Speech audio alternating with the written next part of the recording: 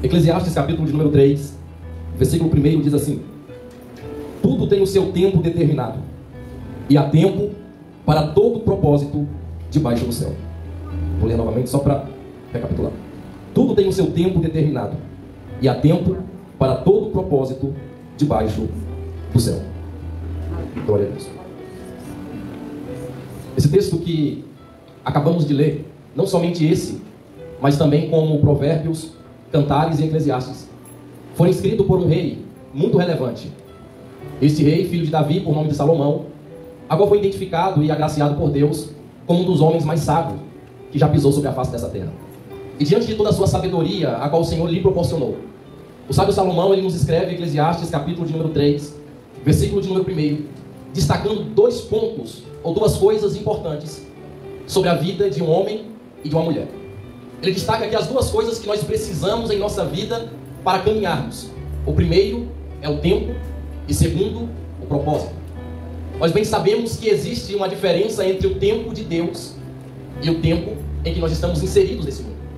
Porque em Gênesis capítulo 1, no versículo de número 14, nós vamos ver que quando Deus está criando todas as coisas, Ele cria dois luzeiros, que um era o sol e o outro a lua. E ao criar esses dois luzeiros, Ele vai dizer no versículo 14 do capítulo 1 o seguinte: e disse Deus: haja luminares na expansão dos céus, para ver separação entre o dia e a noite, e sejam eles para sinais e para tempos determinados, e para dias e anos. Esse primeiro tempo que está destacado em Gênesis capítulo 1, versículo 14, nós identificamos como Kairos, é o tempo em que nós estamos inseridos, que tem 24 horas por dia. E esse tempo é o tempo onde nós se organizamos, onde nós se programamos para poder cumprir aquilo que nós temos como objetivo diário. Mas nesta noite não é sobre esse tempo que eu quero falar e esclarecer aos irmãos. O tempo que eu quero determinar é o tempo de Deus. O tempo de Deus, ele não é limitado pelo tempo em que nós estamos inseridos. O tempo de Deus, ele não é limitado por hora ou por estações, não. O tempo de Deus, ele é estabelecido para cumprir propósito. Porque o tempo de Deus é perfeito. E quando eu digo o tempo é de Deus e não nosso, e às vezes isso gera um conflito dentro da nossa alma. Por que o tempo de Deus às vezes gera um conflito no nosso interior? Primeiro, porque o tempo de Deus, ele nos leva em direção aos processos da vida. E nem sempre esse tempo é compreendido. Nem sempre nós temos a compreensão do porquê estamos enfrentando determinadas situações na nossa vida.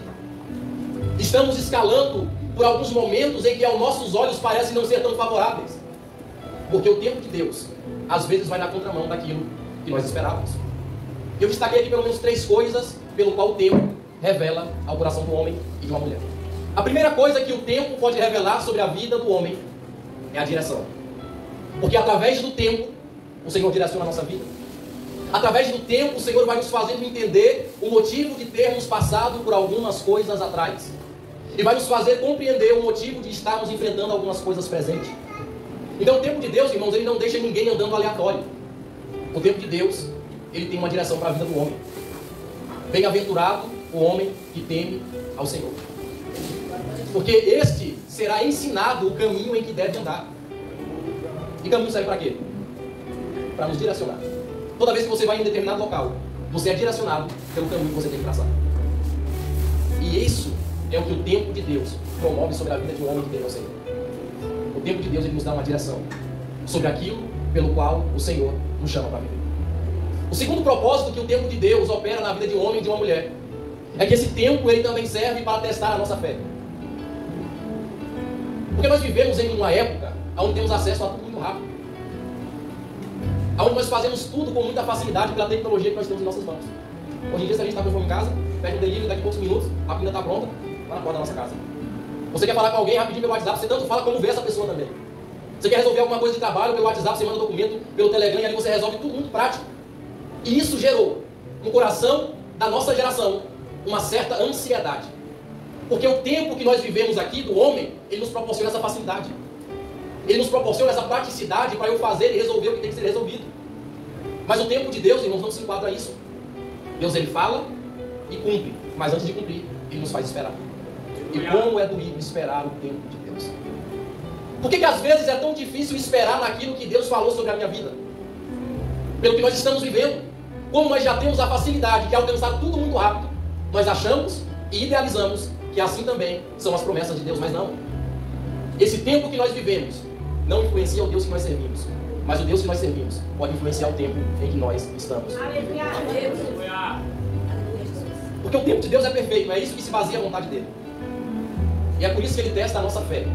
Hebreus capítulo 11, versículo 1 diz que a fé é o firme fundamento das coisas que se esperam e a certeza das coisas que não se vêem. Então fé é isso. Eu não estar vendo o agora, mas pelos olhos da fé eu posso contemplar a provisão de Deus sobre a minha casa, a provisão de Deus sobre a minha família, a provisão de Deus sobre a minha vida, porque quem vive pela fé não vive pelo momento. Quem vive pela fé não olha para o agora, mas olha para frente. E Deus está falando conosco nessa noite. Eu vos chamei para caminharem pela fé. Abraão foi o homem que caminhou pela fé. Em Gênesis capítulo 12 nós vamos ver que Deus traz um chamado sobre a vida desse homem. Deus não falou para onde iria levá-lo. Deus não mostrou para ele qual é o ponto de chegada. Deus só mostrou para ele a oportunidade de saída. Sai da tua terra. E mesmo sem saber qual era o local em que Deus queria levá-lo, pela fé, Abraão acreditou no que Deus falou sobre a vida dele. Ele acreditou, e o que ele acreditou fez com que ele agisse, fez com que ele tomasse uma atitude para caminhar diante dessa palavra. O Senhor também não nos chamou somente para ter fé, mas Ele também nos chamou para agir de acordo com aquilo que eu acredito. Você acredita que Deus tem uma promessa sobre a sua vida? Você acredita que Deus tem uma promessa sobre a sua casa? Então agora comece a caminhar em cima disso.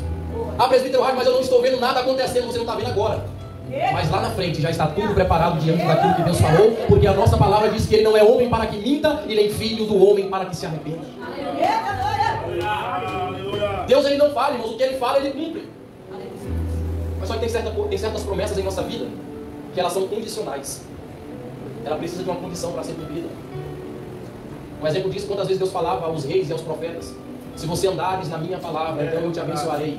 Uma condição, andar na palavra. Tem promessas que são incondicionais, independente do que você faça ou não, ela vai se cumprir. Mas tem outras que ela necessita de uma condição. Nós precisamos tomar uma atitude para que ela se cumpra.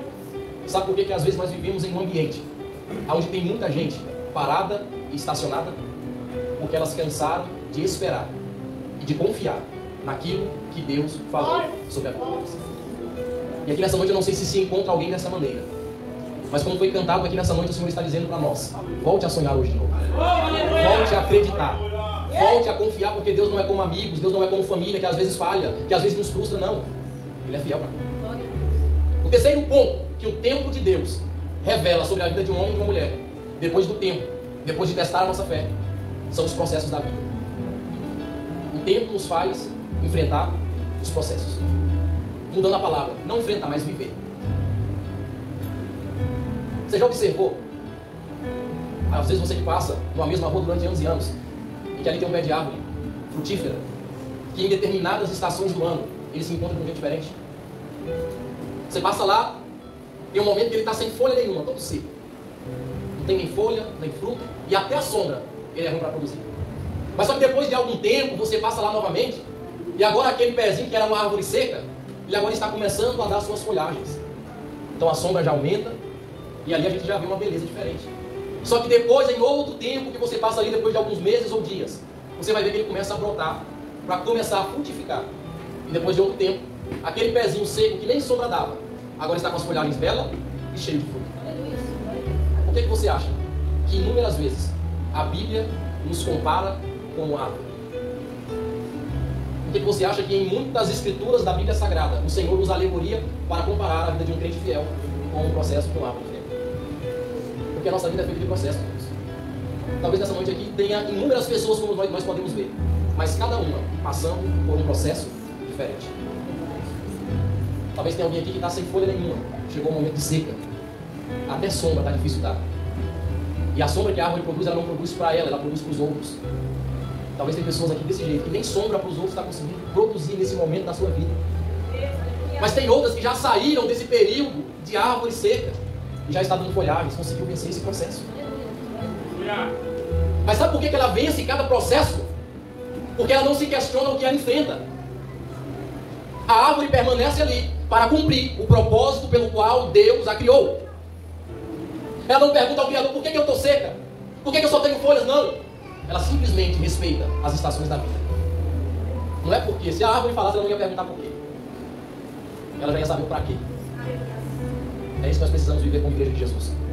Nós não precisamos olhar para o cenário que estamos vivendo e questionar o Senhor o porquê de tudo isso, não. Se Ele está no controle da nossa vida, se a mão do Senhor está sobre nós, Ele sabe o motivo de todas as coisas e que nós não vamos sair daqui sem viver o propósito que Ele tem para a nossa vida. Então suporte os processos. Aguenta mais um pouco. Porque quando nós suportamos os processos da vida que o Senhor permite que enfrentamos, nós agora começamos a viver o propósito de Deus para a nossa vida. O tempo é para testar a nossa fé. O tempo é para nos fazer esperar. O tempo ainda é aquilo que não está consumado, mas que no meu coração eu acredito. E o propósito, presbítero Rádio? O propósito é a consumação de tudo aquilo que Deus me prometeu. Não é para esperar, é para viver. Você está entendendo? Deus ele não te chamou somente para te deixar esperando, não. Ele te chamou para viver aquilo que Ele liberou e estabeleceu sobre a sua vida. Talvez você se pergunte, mas por que eu não estou vivendo isso? Porque você ainda não entendeu o processo que Deus está te fazendo passar. Observe. Atos capítulo 2. Versículo de número 1. O texto vai nos dizer, ao cumprir-se o dia de Pentecostes, estavam todos reunidos no mesmo lugar. Aí o versículo 2 ele tem uma palavra interessante que diz, de repente, veio do céu. Veio da onde? Céu. Do céu. Não veio da terra do céu, veio do céu para a terra. Um som, como de um vento, veemente e impetuoso, e encheu toda a casa onde estavam assentados. Atos capítulo 16.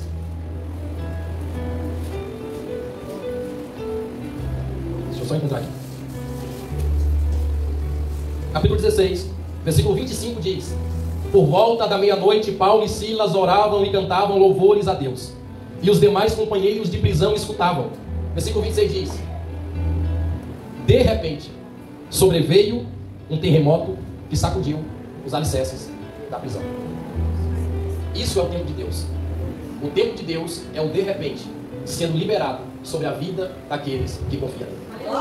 E sabe como que aconteceu esse de repente em Atos capítulo 2 e capítulo 16? Quando ambos estavam orando. Quando eles estavam buscando a presença de Deus, o de repente de Deus vem sobre a nossa vida e muda o cenário em que nós estamos vivendo. Você quer passar de fase? Você quer ir para outro processo? Como a gente canta, você quer viver algo novo? Comece a fazer algo novo para Deus. Porque quando você faz algo novo, o novo de Deus vem sobre a sua vida e te faz viver aquilo que Ele te chamou para viver. De repente. Esse é o tempo de Deus.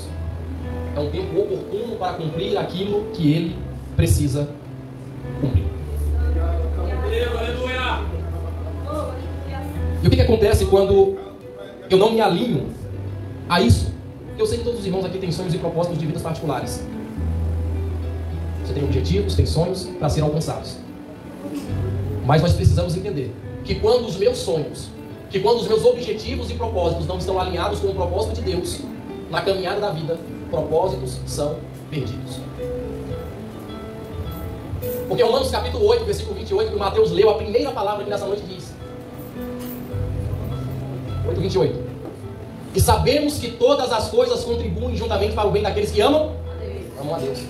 Daqueles que são chamados segundo o seu propósito, não é o meu. Aleluia! Eu fui chamado para viver o propósito de Deus e não o meu. Porque quando eu entro dentro do propósito de Deus, o meu propósito se torna tão pequeno que eu vejo que aquilo que Deus tem para mim é muito maior do que eu sonhava. Porque assim como os céus são mais altos do que a terra, assim são os sonhos de Deus mais altos do que o nosso sonho. Mas às vezes nós temos tanto medo de abrir mão do nosso propósito pelo de Deus, sabe por quê? Porque nós achamos que o nosso propósito é mais importante do que o que Ele tem para mim. Aí eu seguro, aí eu retenho. Aí o que acontece? Eu não vivo nem o meu e nem o dele. Aí passa anos, e a gente continua dentro da igreja do mesmo jeito. Agora quando eu falo, Senhor, eu entendi o teu propósito, e o Senhor tem o controle da minha vida, eu quero viver isso. Aí sim, nós começamos a viver algo.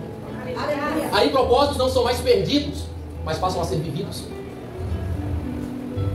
E é isso que o Senhor quer de nós. Ele quer nos fazer viver tudo aquilo que Ele nos prometeu. Então nós precisamos se levantar e acreditar. Observe a vida de José para a gente finalizar. José tinha sonhado. Eu queria que esteja bem claro que foi Deus que tinha dado o sonho a José. E ele vai contar os seus sonhos para o seu pai, os seus irmãos escutam e ali gera uma inveja. Ele é jogado dentro da onde? Dentro de uma cisterna, de um poço. Mas sabe qual era o objetivo dos irmãos de José antes de jogar ele lá? Era matar. Aí um dos irmãos dele chega e diz, não vamos matar ele não. Vamos jogar dentro da cisterna. Aí quando ele está dentro da cisterna, talvez eles iam deixar José ali até morrer. Aí de repente passa uma caravana dos midianitas, aí pastor, comprando escravos.